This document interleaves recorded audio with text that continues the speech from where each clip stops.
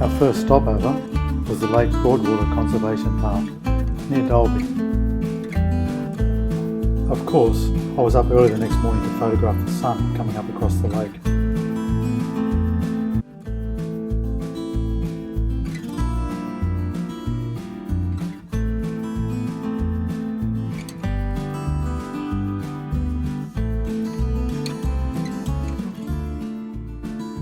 Next stop, St George, on the banks of the Boulogne River.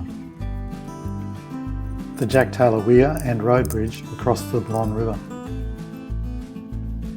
I'm not sure there are Murray cod as large as this in the river, but the river is part of the Murray-Darling system. There was a camp drafting event on, so I grabbed my camera, took some action shots.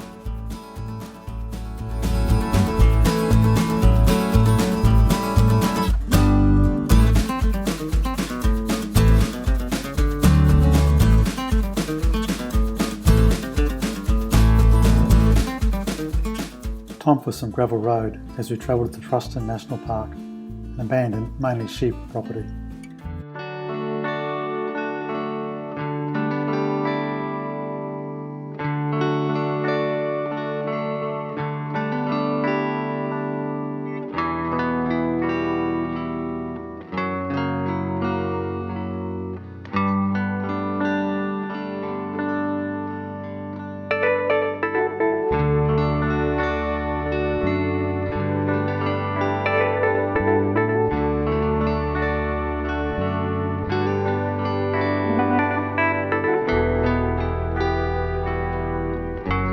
So, on to Yulo, where things did get a little interesting.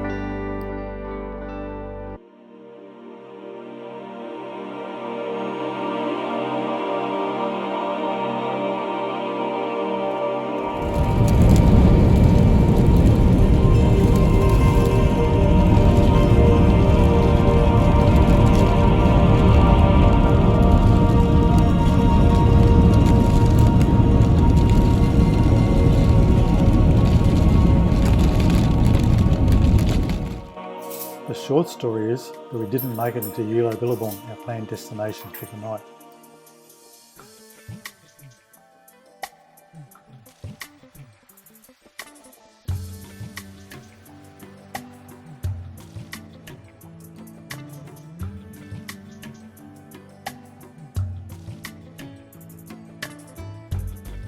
With last night's storm, gravel roads were closed, so we headed to the end of the bitumen and Thargomindah. We had no choice but to wait a few days for the roads to dry out. I did get my tripod out for some night photographs. The road down to Currawhenia National Park was open, so we were off.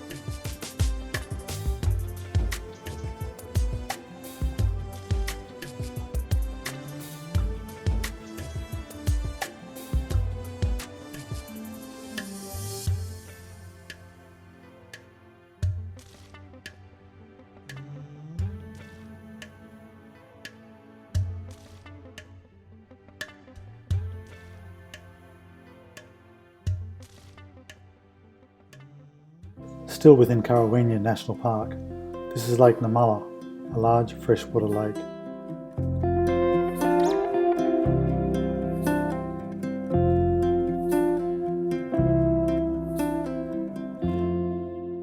Driving out, we nearly missed this steam traction engine.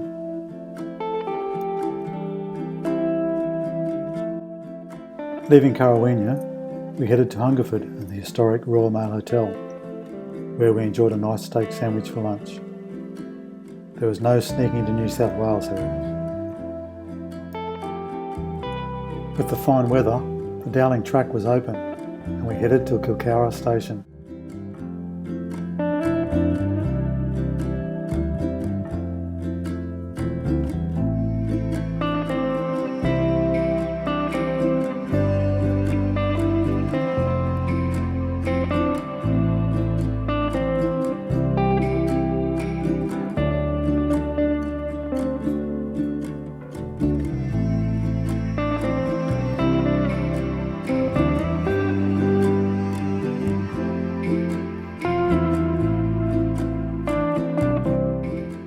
Kilcara station shares a boundary with Carawina National Park. It was possible to get to Lake Moyara, the saltwater lake in Carawina, from this side.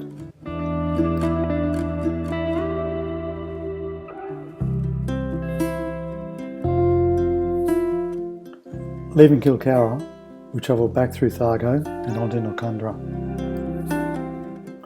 It hadn't rained since we left, so we were surprised to see that the Bulla River at Thargomindah was flowing.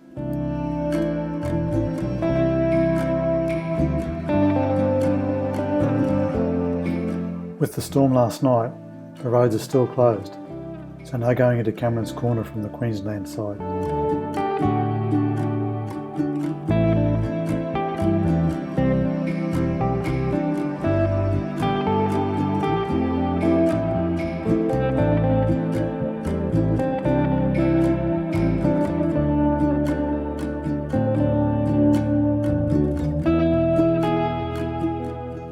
The Burke and Wills dig tree is still within Queensland.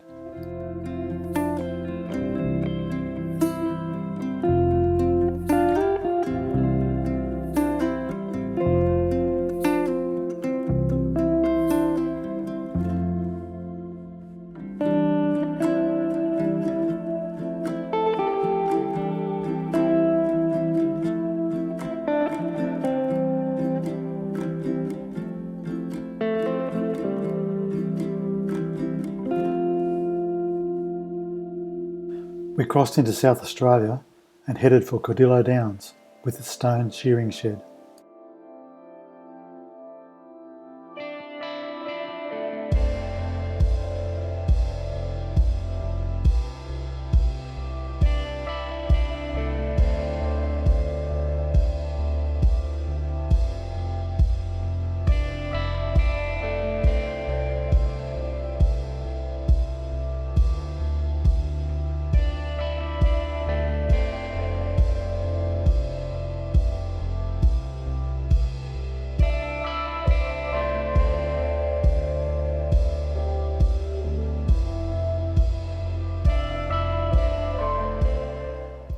We were now heading for Cameron's Corner from the South Australian side.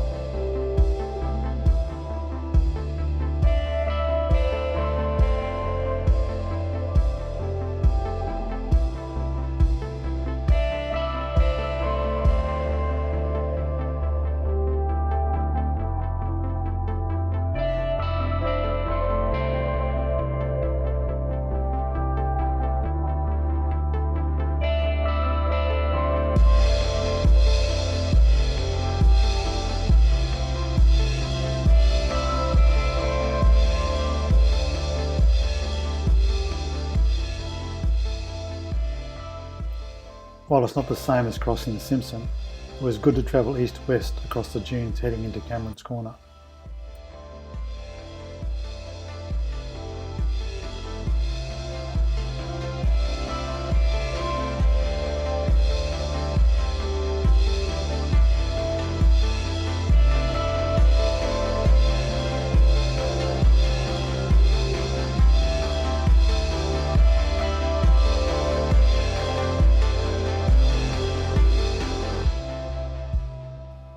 The store is in Queensland, and with the border closed, the Mexicans are being served through the fence. Leaving Cameron's Corner, we headed back down the Strzelecki Track towards Lyndhurst. Blanchwater Ruins, another overnight campsite for us.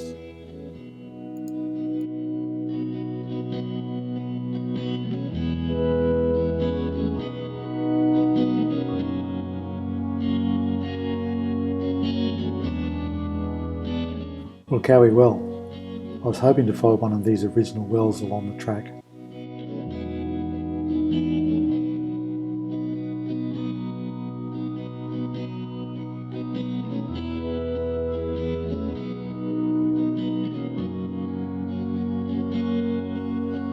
There were also the ruins of a stone cottage here. It is still pretty desolate country. Driving towards Lyndhurst, the wind was increasing and picking up dust until we were in a full-blown dust storm.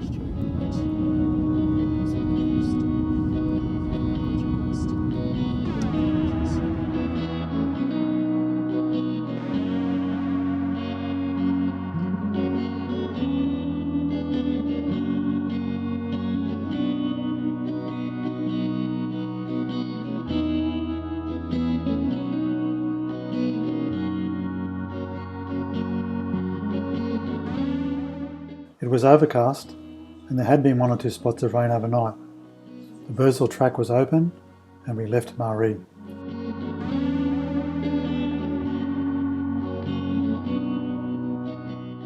You guessed it, it had been raining and was still raining at Mungarani.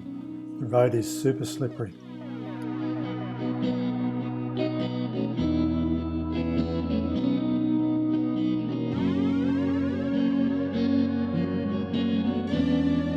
No, the road doesn't get any better. You won't get past Mungarani. The people behind have turned around. Yes, we turned around. We're coming back again in a few days. Might have kept going otherwise.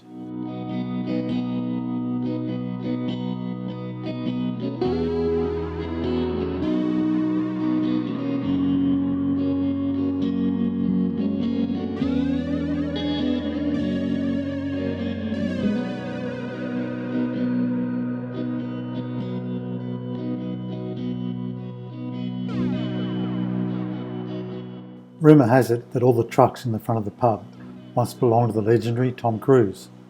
He was the mailman on the Birdsville Track when it was just a track.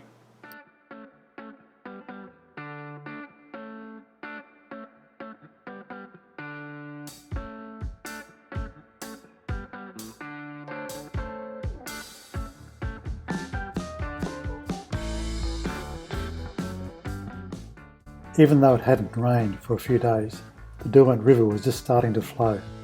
Pretty amazing to witness.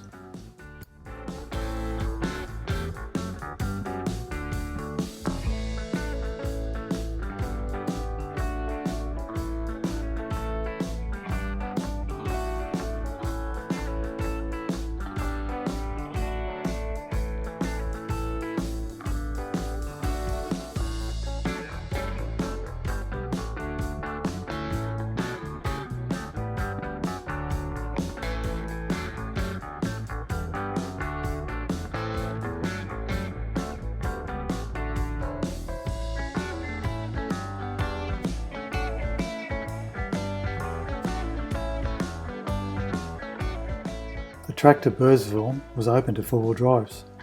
Time for us to leave. I don't think the bull dust is going to be a problem today.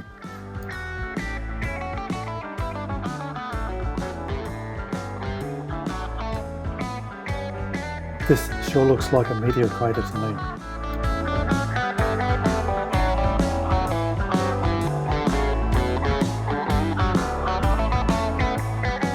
This is the been there photo in front of that iconic pub. For the eagle-eyed, you'll notice we have left our front number plate somewhere on the Birdsville Track.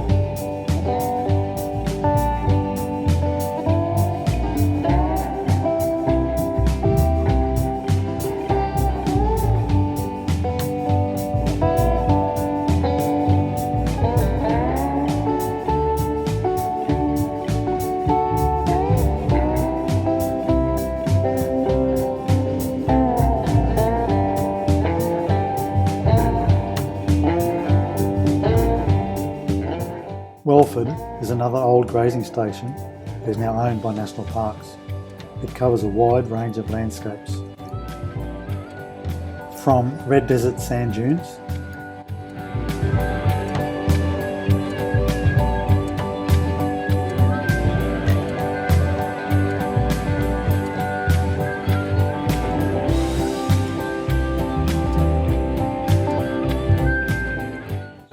thick mulga forests,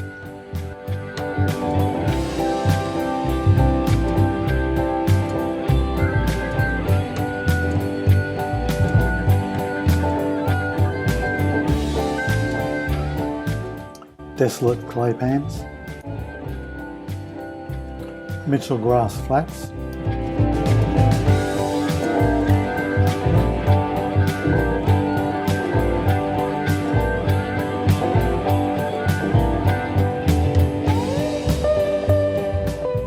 permanent water holes, and of course, great sunsets. And not forgetting starry night skies.